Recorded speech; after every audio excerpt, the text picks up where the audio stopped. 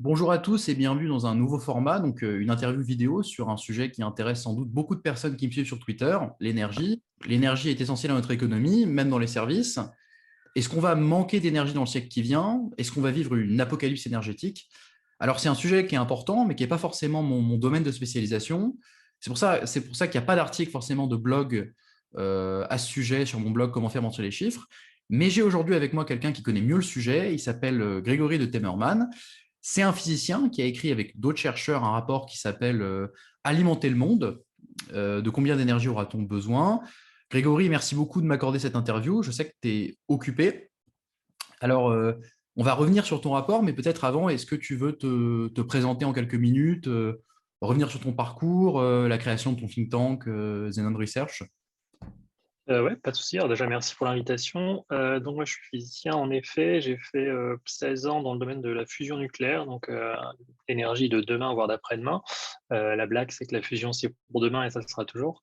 Mais j'ai aussi travaillé sur d'autres sujets connexes à l'énergie, notamment la production d'hydrogène et aussi ce qu'on appelle la formation d'ammoniac pour remplacer les procédés de type Haber-Bosch. Donc je suis spécialisé dans tout ce qui est plasma et matériaux.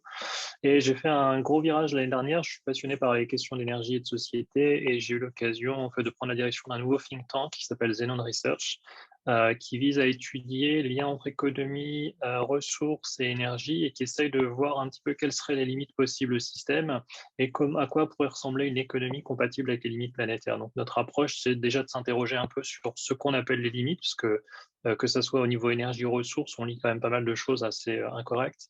Donc d'essayer de cadrer un peu le débat. On est physicien, donc on aime bien placer les choses dans les limites. Et ensuite de voir un peu quels sont les scénarios possibles. On travaille selon le cône de futur, c'est une méthode de prospective, de regarder à quels scénarios seraient possibles, quels sont ceux qui seront définitivement pas possibles, de cadrer un petit peu les discussions. Voilà. Et c'est dans ce cadre-là qu'on a fait cette étude. Et je vais préciser que je suis chercheur associé au mines ParisTech et une partie des chercheurs étaient aux mines. Très bien, très bien, très bien. Et alors, si tu devais revenir sur ce rapport, si tu devais le résumer en quelques points, en quelques minutes, qu'est-ce que tu dirais? Alors, la question qu'on s'est posée déjà, la genèse, c'est que on voulait voir l'idée de base vraiment, c'est est-ce qu'à un moment ou à un autre, on pourrait avoir une limite énergétique? Est-ce qu'il y a un maximum d'énergie qu'on pourrait fournir au système? Et en fait, en faisant ça, donc on a fait pas mal de choses là-dessus, mais on s'est dit, mais déjà, quelle serait la demande? Combien d'énergie on aura besoin? Est-ce que il y a des extrapolations un petit peu en fonction des tendances passées qu'on peut faire et qui peuvent nous guider un peu? Alors, il y a plein de scénarios qui existent avec différentes suppositions. Nous, on s'est dit, tiens, si on étudie au niveau mondial un peu comment les choses ont évolué, mais aussi au niveau national, on essaie de décomposer comment les pays avancent, développés, ont vu leur demande énergétique changer, comment les pays en développement sont en train d'évoluer.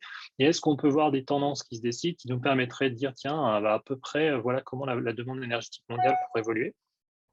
L'autre question qu'on a essayé de regarder, c'est le lien entre économie et énergie, puisque c'est quelque chose qui est souvent mentionné. Et on a voulu voir aussi si celui-ci était aussi rigide, que c'était une corrélation aussi rigide que certains chercheurs veulent le dire, ou certaines personnes veulent bien le dire, si ça évolue avec le temps. Et là encore, on a essayé de désagréger un petit peu au niveau national, parce que c'est bien de raisonner au niveau mondial, mais en fait, c'est intéressant de voir les dynamiques, puisque les pays, en fait, sont pas tous au même niveau de développement, et donc la façon dont ils voyagent sur une certaine courbe d'évolution n'est pas la même. Et on essaye de voir en fait est-ce qu'il y a des tendances. Oui, en fait, on a trouvé pas mal de tendances intéressantes pays par pays. Et en fonction de ces tendances, est-ce qu'on pourrait commencer à dire comment les choses pourraient évoluer? Donc les grands points qu'on a trouvés, alors peut-être aussi, je vais recadrer les choses en disant que c'est ce qu'on fait nous, c'est pas mal de la synthèse, c'est-à-dire qu'on prend ce qui existe dans la littérature scientifique, on l'analyse et on regarde comment en fait le mettre sous une forme lisible par le plus grand nombre et d'essayer d'en tirer des messages. Donc, c'est pas forcément des conclusions qu'on est les premiers à tirer, c'est plus une sorte d'analyse, de synthèse et d'essayer de mettre ça dans le débat public. La première chose qu'on a vue, bah, c'est que si on regarde au niveau historique depuis 1900 pour les données sur l'énergie et le PIB, donc sur l'économie, en fait, jusqu'à 1970, on avait une vraie proportionnalité entre énergie et économie, donc c'était vraiment un pour un. Et à partir de 1973, on commence à avoir une sorte de variation à partir de ça. La courbe commence à s'aplatir un peu, donc l'économie évolue beaucoup plus vite que l'énergie. Alors, on pourrait discuter de la forme mathématique, mais c'est pas hyper important. Ce qui est important, c'est qu'en fait, cette relation, elle a vraiment changé dans les années 70. C'est difficile de donner une date précise, hein, parce qu'il y a quand même une petite part d'erreur dans les analyses, mais clairement, c'est dans les années 70, donc clairement, le choc pétrolier a joué. Et après, en fait, vraiment, l'économie commence à grossir plus vite que la demande énergétique. Et au niveau national, on retrouve la même chose, en fait, c'est que tous les pays ont une phase où leur demande énergétique est proportionnelle à leur PIB. Et puis, d'un seul coup, alors à différents moments, l'Angleterre, ça c'est arrivé plus tôt que pour d'autres pays. À un moment, on voit une inflexion, on voit que l'économie commence à croître beaucoup plus vite que la demande énergétique. Et beaucoup de pays développés atteignent un plateau sur leur consommation énergétique et voir la demande énergétique diminuer lentement. Alors, ce n'est pas une diminution extraordinaire, mais quand même, alors que le PIB, lui, continue à croître. Et la dernière chose qu'on regarde aussi en faisant un peu une réagrégation des choses, c'est que la demande énergétique mondiale, elle colle pas mal à ce qu'on pourrait attendre sur une courbe, ce qu'on appelle une courbe en S en physique. En fait, c'est un système met du temps à émerger, et d'un coup, il a une croissance exponentielle, et puis cette croissance, elle ralentit au fur et à mesure du temps, et puis on arrive à une limite. Et en fait, on voit ça dans pas mal de pays. Pas mal de pays développés suivent ce type de courbe en S, et si on réagrège au niveau mondial, ça colle pas trop mal. Alors, c'est pas une prévision, les choses peuvent changer, etc. Mais c'est intéressant de voir que déjà depuis à peu près 2006, la demande énergétique a tendance à baisser, même un petit peu avant 2006 en fait. La demande énergétique, elle croît de moins en moins vite, ce qui est un peu le signe qu'on pourrait peut-être s'approcher d'une asymptote. Mhm.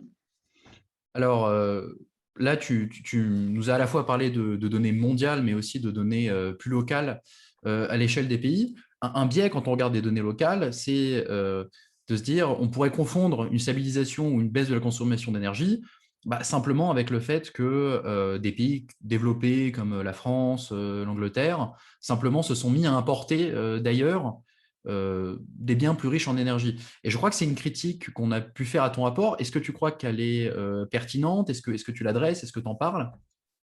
Alors, on s'est fait la même remarque, nous, quand on a commencé à voir les données, c'est qu'effectivement, la première chose qui vient en tête, c'est, il y a deux choses qui viennent en tête, c'est la tertiarisation et deux, c'est la délocalisation. Donc, on a mis les industries ailleurs et les industries sont énergivores. Pour ça, on a regardé ce qu'on appelle le concept d'empreinte énergétique ou d'emprise énergétique, le mot français pas très bien défini, qui est en fait l'équivalent énergétique de l'empreinte carbone. C'est-à-dire qu'on prend en compte l'énergie qui est consommée sur le territoire directement, et ça, c'est ce que mesure directement l'Agence internationale de l'énergie ou BP ou d'autres agences euh, d'autres agences énergétiques. En fait, ils prennent vraiment la consommation sur le territoire et on s'est intéressé à la partie consommation, donc ce qu'on importe, ce qu'on appelle l'énergie grise, c'est-à-dire toute l'énergie qui est utilisée pour produire les biens qu'on importe. Cette énergie-là, on la réintègre en fait dans le calcul, puisque ça permet, comme pour l'empreinte carbone, d'avoir une meilleure visibilité de l'énergie qu'on utilise. Alors, ça, c'est basé sur des bases de données qu'on analyse et qui existent. Les bases de données donnent pas tous exactement les mêmes réponses, donc c'est une critique qu'on peut faire à ce genre d'analyse. C'est un peu la même chose que pour l'empreinte carbone. Récemment, par exemple, la France a révisé un peu ses chiffres d'empreinte carbone, mais la tendance est la même dans toutes les bases de données qu'on a vues. Il y a une stabilisation, voire une baisse de l'empreinte énergétique, donc vraiment en réintégrant les importations. Ce qui est intéressant, c'est que plus un pays est développé, plus la part des importations dans son énergie augmente, et ça c'est assez intuitif, puisque effectivement on désindustrialise et on délocalise beaucoup. Donc cette part a tendance à augmenter avec le PIB, mais d'un autre côté, à partir d'un certain stade, quand même l'empreinte elle rediminue. Et alors ça, en fait, ce qui est intéressant, c'est qu'on peut le reboucler avec l'empreinte carbone, puisqu'on sait qu'une grosse partie de l'empreinte carbone, c'est de l'énergie. On sait que les pays, si on prend des périodes de 15 ans, par exemple, ils ne se sont pas décarbonés énormément, hein. Si on prend la Chine, par exemple, ou d'autres pays desquels on importe, leur mix énergétique, il n'a pas trop changé. Donc le fait que l'empreinte carbone de la France diminue, c'est à peu près cohérent avec le fait que son empreinte énergétique, elle diminue. Donc on arrive à recoller un petit peu les morceaux. Maintenant, c'est clair que je ne pourrais pas dire que ça diminue de 8,3% ou de 7%. Il y a une petite marge d'erreur là-dessus, mais clairement, on est sur des plateaux ou voire des phases descendantes. Mhm. Et donc, c'est quand on essaie d'inclure l'énergie grise, en dehors du fait qu'il y ait quand même une marge d'erreur, on se doute que c'est quand même quelque chose qui peut être un peu compliqué. Est-ce que ça repose sur des hypothèses qui sont très contestables ou si tu devais citer certaines hypothèses sur lesquelles ça repose, lesquelles ce seraient, est-ce que tu y crois? Alors, Bah oui, j'y crois parce qu'en fait, encore une fois, les différentes bases de données qu'on a pu consulter donnent les mêmes choses. Il y a pas mal d'études, en fait. C'est un champ d'études qui est assez riche maintenant. Les gens regardent vraiment en détail l'énergie qui est inclue dans les importations ou les exportations. Il y a énormément d'études, par exemple, pour la Chine qui sont très cohérentes, qui montrent que depuis 2006, je crois, la quantité d'énergie grise qui est exportée par la Chine est constante. Donc, il y a clairement un plateau. En fait, la Chine exporte plus de biens parce que son PIB continue à augmenter, mais la quantité d'énergie qu'on compte là-dedans est la même. Il peut y avoir des discussions quand on compte des choses qui font plusieurs pays. C'est-à-dire que si quelque chose est assemblé, je sais pas, en Thaïlande, mais qu'il y a il y a des parts, des matériaux qui viennent d'ailleurs, là, la question, c'est un peu comment on compte d'un pays à l'autre. Mais si on fait juste des soldes en flux, c'est-à-dire qu'on regarde ce qui sort, par exemple pour la France et ce qui rentre pour la France, ben en fait, ça se compense pas trop mal. On n'est peut-être pas capable de dire très très bien que la part de l'empreinte vient de la Chine, de la Thaïlande, je sais pas quoi. Il y a peut-être des incertitudes là-dessus. Mais globalement, en fait, la méthodologie est quand même assez bonne. Et ce qui est intéressant aussi, c'est que sur l'empreinte énergétique, c'est les factures énergétiques des entreprises elles-mêmes. C'est-à-dire que on est capable, si quelque chose est fabriqué dans une usine en Chine, on sait combien d'énergie cette usine elle consomme. Donc, alors après, on peut avoir plus de doutes sur la quantité de biens exacte qui est produite, mais normalement, c'est quand même assez clair. Donc ça, c'est quand même quelque chose qui permet de le vérifier. L'énergie grise est prise en compte dans le bilan des entreprises, pas dans le bilan des particuliers. Donc oui, il y a forcément des incertitudes.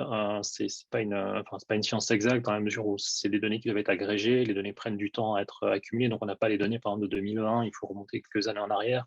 Donc quelqu'un pourrait dire oui, ça a peut-être changé ces dernières années. Mais les tendances ont l'air assez lourdes.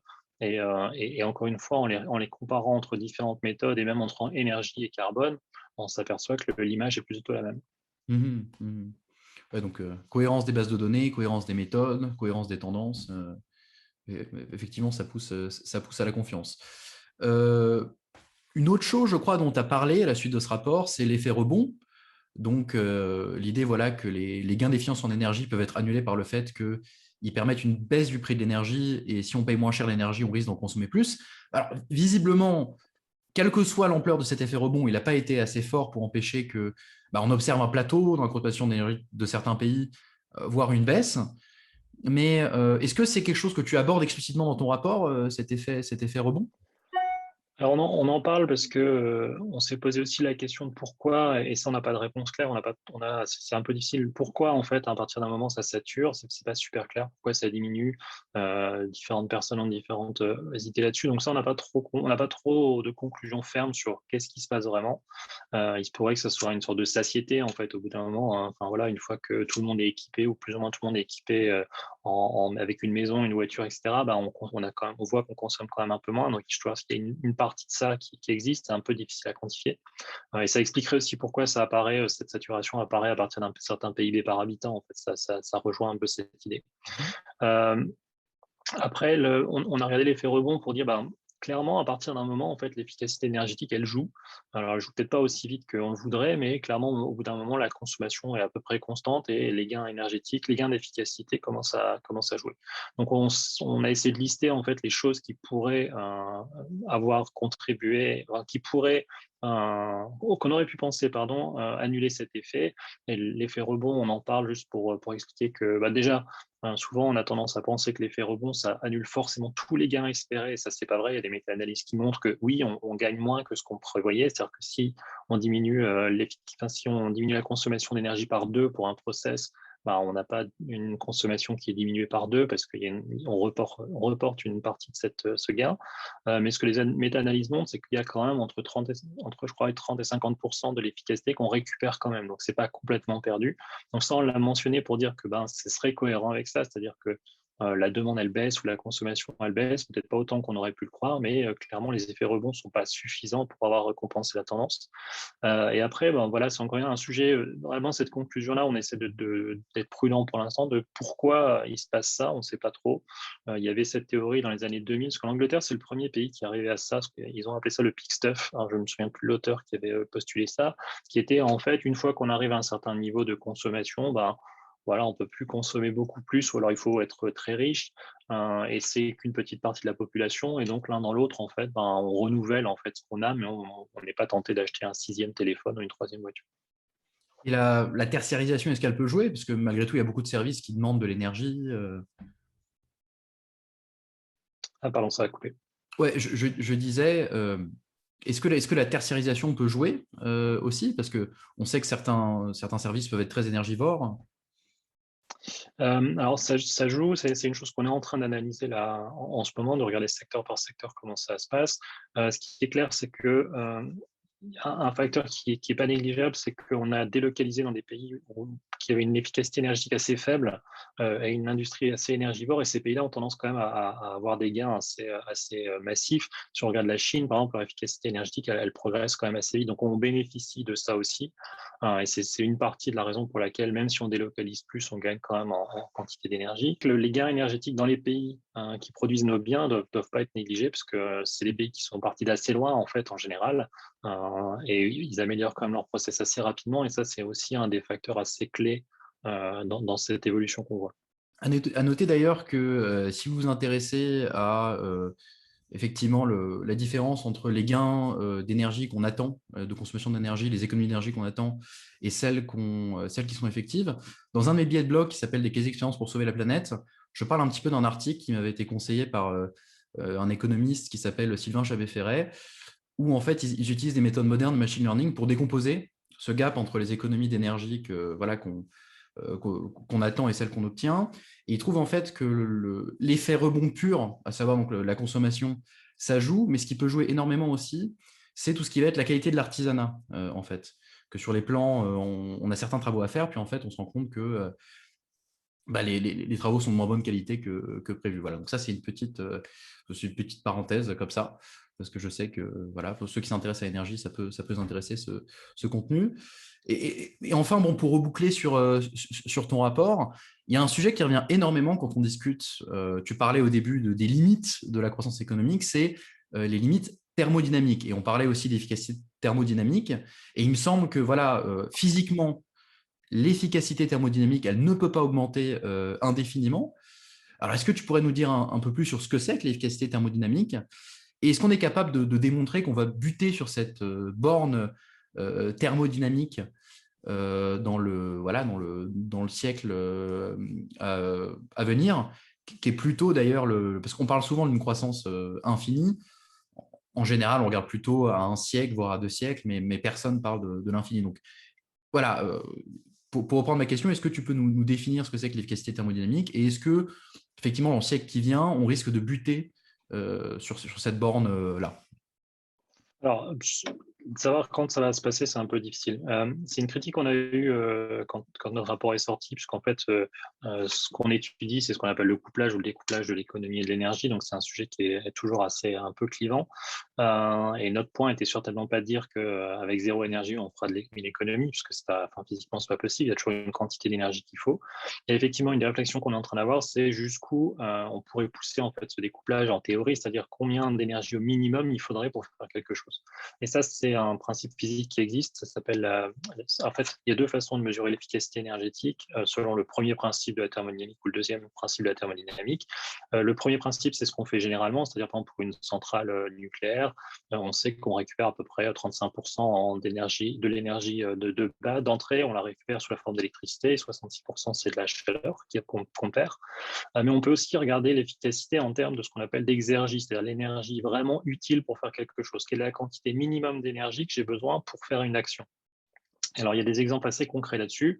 C'est par exemple, si on utilise une chaudière à gaz, les chaudières modernes, en efficacité en termes du premier principe, elles ont des efficacités de 95-97%. Donc, on peut se dire, en fait, il n'y a plus de gain, c'est fini, quoi. Enfin, on est quasiment au top. Par contre, chauffer un gaz à très haute température pour chauffer une pièce à 20 degrés, c'est pas du tout efficace d'un point de vue thermodynamique. Donc, si on regarde en termes de second principe de la thermodynamique, on a un rendement, ce qu'on appelle en exergie, qui est de quelques pourcents. Et par contre, si à la place de ça, on utilise une pompe à chaleur, là, on augmente l'efficacité d'un facteur 10. Donc là, on voit directement en fait comment en faisant exactement la même chose, on peut en fait utiliser beaucoup moins d'énergie. Pareil, si on passe d'une voiture thermique à une voiture électrique, en fait, on gagne énormément puisque le moteur électrique a beaucoup moins de pertes. Donc tout ça pour illustrer qu'il y a plein de gains encore qui sont possibles, mais il y a effectivement une limite parce que à un moment ou à un autre, j'ai forcément besoin d'une quantité minimale d'énergie pour faire quelque chose. il y a des études, il y a pas mal d'études qui regardent ça. En fait, c'est un champ assez actif de la recherche. Alors, c'est un peu abscon pour ceux qui n'aiment pas trop la physique, hein, parce que c'est vraiment assez théorique. Mais on voit il reste encore des gains d'un facteur 5 à 10 à aller chercher. La question, c'est est-ce qu'on peut les chercher parce que on n'est pas forcément capable d'atteindre cette efficacité maximale. Et ce qu'on voit pour l'instant, c'est que l'efficacité énergétique, elle plafonne pas. On est toujours en train de gagner pour l'instant. Il y a des process, on sait par exemple la fabrication de l'acier, on est déjà plus très très loin de l'énergie minimale, c'est-à-dire qu'on récupère un minerai de fer, c'est de l'oxyde de fer, il faut le réduire en fer métallique, ça thermodynamiquement il y a une certaine énergie, il faut enlever l'oxygène du fer.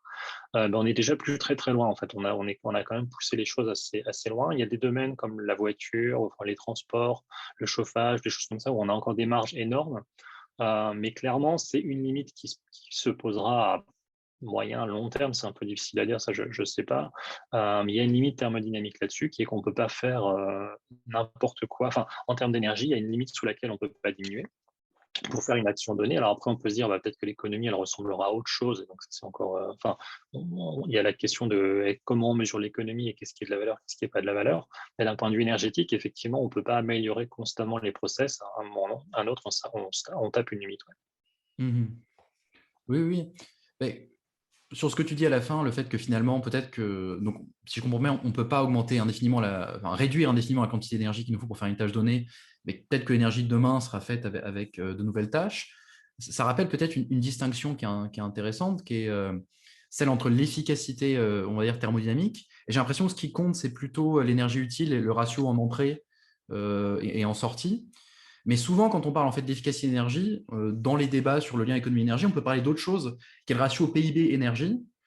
Et en fait, visiblement, l'efficacité thermodynamique est un des déterminants du ratio PIB-énergie, mais il y en a d'autres. Donc ça rend, je pense, le débat en fait beaucoup plus subtil et compliqué, ou en tout cas, ça enrichit le débat.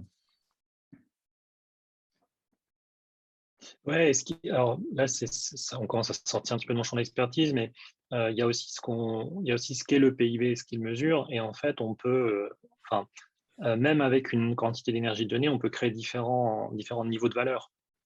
On m'avait expliqué une analogie assez. Alors, pour un économiste, c'est peut-être pas une bonne analogie, je dirais peut-être une connerie, mais je peux prendre les mêmes ingrédients et faire deux gâteaux différents, un gâteau très mauvais, un gâteau qui est très bon. L'un, je le vendrai très cher, et l'autre, je le vendrai pas cher du tout. Mais j'ai la même quantité d'énergie qui allait dedans, en fait.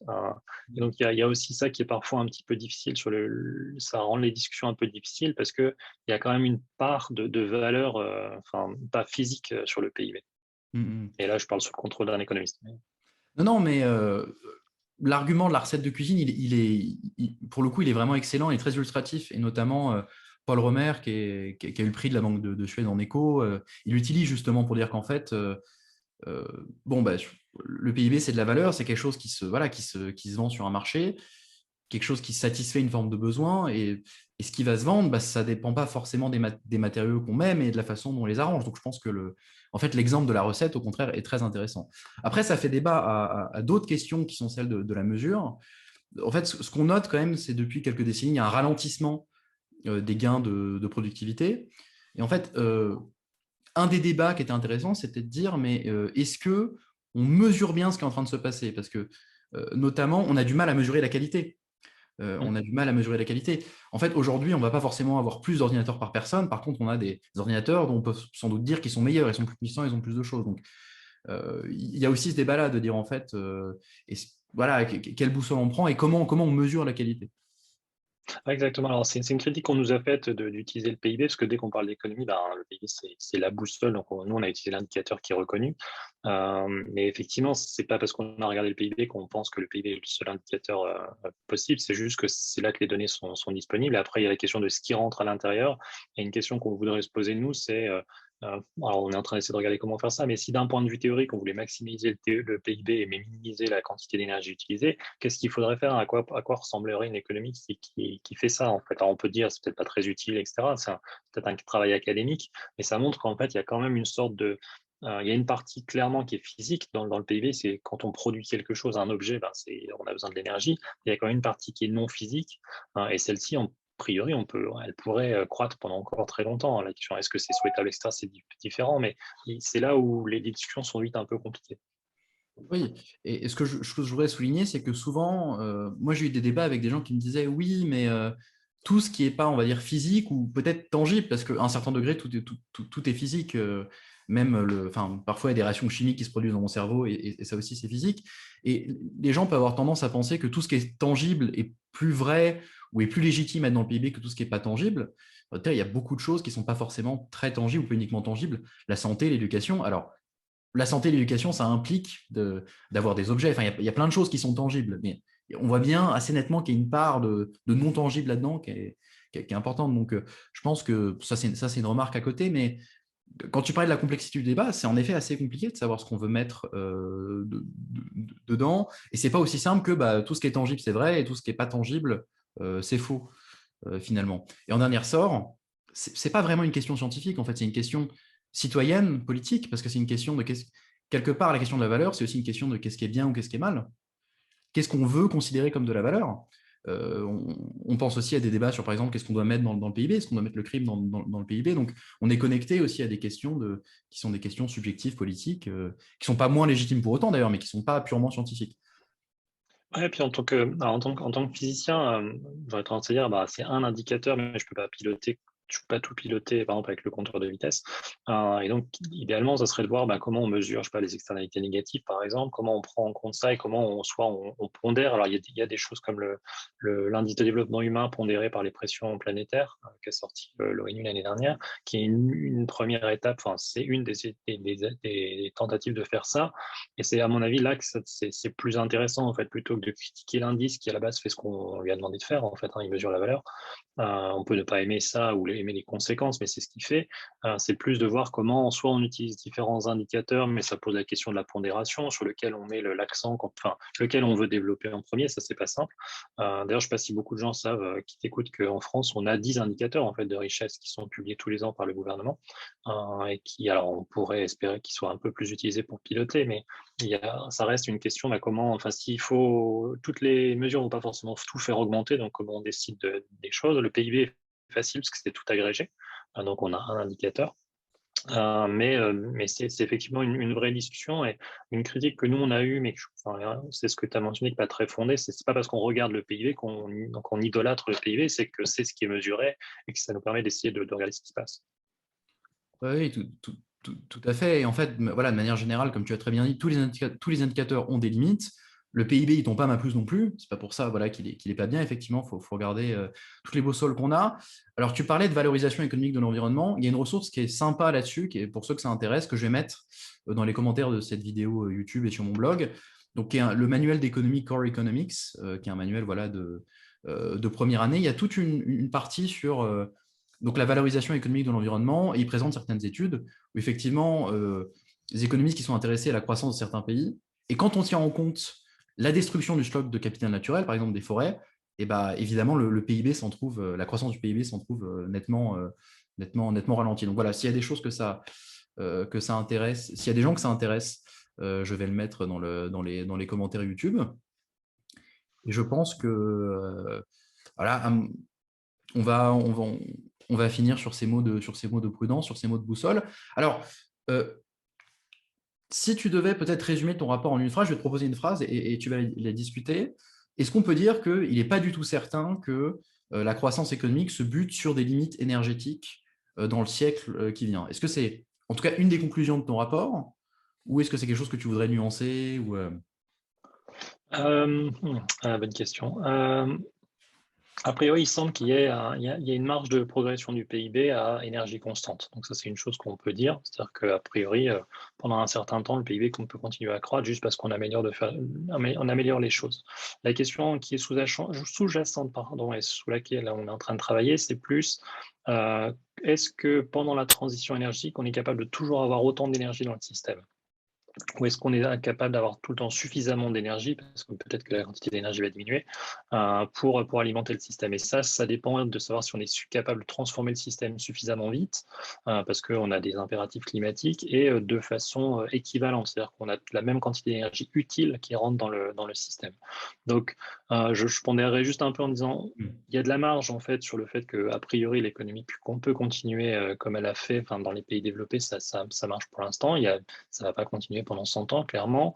Mais par contre, la question, c'est vraiment est-ce que si on est sérieux d'un point de vue climatique, on apporte toujours suffisamment d'énergie au système pour qu'il fonctionne comme on veut qu'il fonctionne. Ah très bien. Eh bien, tu me tiendras au courant de la sortie de ce rapport. Éventuellement, peut-être qu'on fera une deuxième interview pour en parler, parce qu'il semble que c'est aussi une question très, très, très, très importante. Voilà. En attendant, si ces questions vous intéressent, je vous conseille bien sûr de suivre le travail de Grégory Temmerman. Je vais vous mettre le lien vers le site de son think tank. Je vais vous mettre le lien vers son Twitter aussi. Alors, est-ce que tu as une ressource que tu voudrais que je mette aussi liée à ton travail en dehors de ça? Non, tous nos travaux sont sur le site et puis les gens peuvent bien sûr nous contacter pour discuter. On est là pour ça, ouais. Mhm. Et voilà, et puis moi de mon côté, si ce sujet de la transition écologique vous intéresse, je pense que oui, sinon vous ne seriez pas allé jusqu'au bout de cette interview. Je vous conseille 2 des articles de mon blog Comment faire mentir les chiffres. D'abord, un qui s'appelle Des quasi-expériences pour sauver la planète, où je parle de politique basée sur les preuves, mais appliquée à l'environnement. Donc, comment savoir quelle politique cause bien une réduction des émissions de CO2. Et si plus précisément, c'est la question du lien énergie économique qui nous intéresse. Alors, je l'aborde sous un autre angle dans un biais qui s'appelle Jean-Marc Jancovici et le meilleur modèle macroéconomique du monde, où je discute de la thèse de JMJ selon laquelle c'est une pénurie d'énergie qui aurait causé le ralentissement de la croissance, donc dans le passé, ces dernières décennies, et la crise de 2008. Et voilà, je vous retrouverai aussi pour une interview vidéo avec un autre chercheur. Alors, je ne sais pas quand elle se fera, mais elle sera avec un chercheur aussi sur ces questions de climat, d'énergie et de politique. Merci encore Grégory et à bientôt. Merci beaucoup. Bonne soirée.